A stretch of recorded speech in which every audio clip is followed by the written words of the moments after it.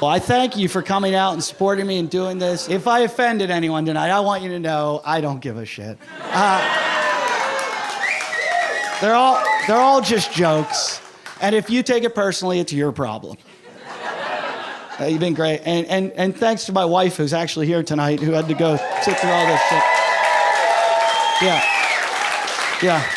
Because I really do love her. I tell a lot of jokes about her.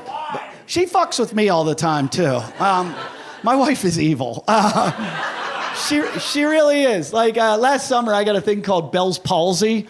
You know what that is? It's a temporary paralysis of half your face. Yeah, I woke up in the morning next to her in bed, and half my face was frozen. It was like...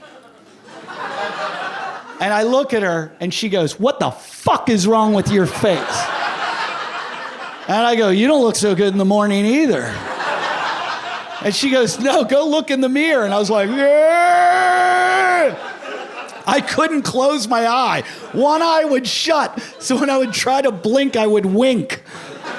She's like, "Are you okay?" And I'm like, "No." She's like, "So you're okay?" And I'm like, "No." She's like, "I think we need to go to the hospital right now." So my wife rushes me to the hospital. And you know, it's LA. Even if you have a gunshot wound, they're like, "Go wait in the waiting room." I come walking in and they're like, "Come with us now." And I was like, "What's going on?" They're like, "We think you're having a stroke." And I was like, "I'm too young to have a stroke."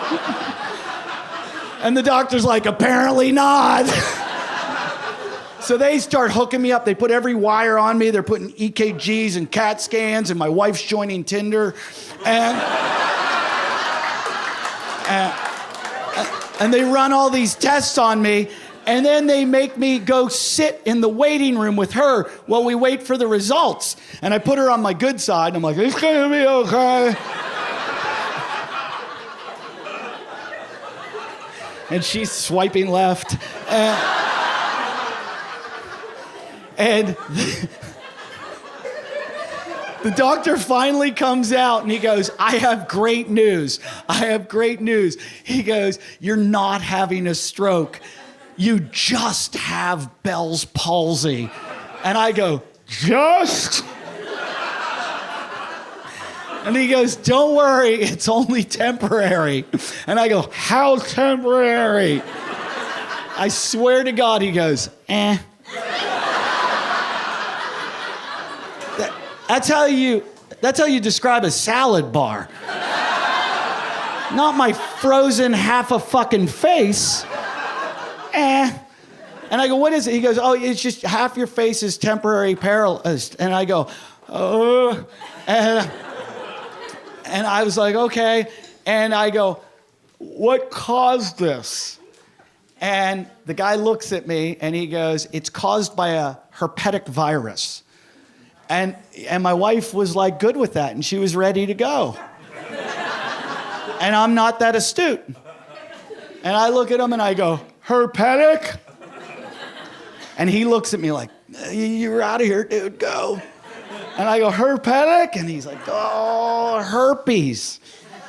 And I went, "Yeah." That was the noise I made.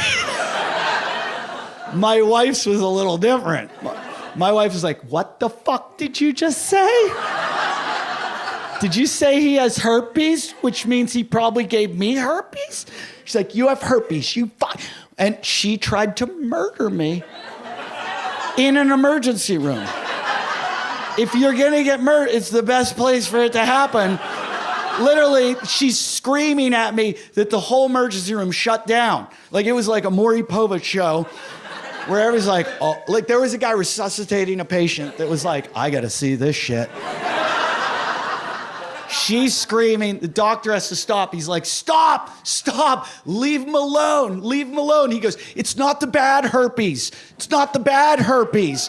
He goes, "It's not sexually transmitted, it's not contagious, it's caused by stress." And I'm like, "Yeah, stress."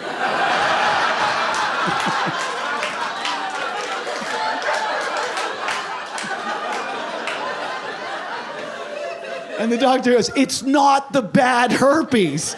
And all of a sudden it dawns on me. I'm like, not so bad herpes.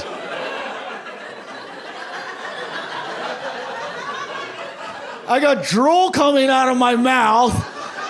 My eyes burning because it won't shut. I look like fucking Quasimodo. I think I'd rather have a couple blisters on my cock right now.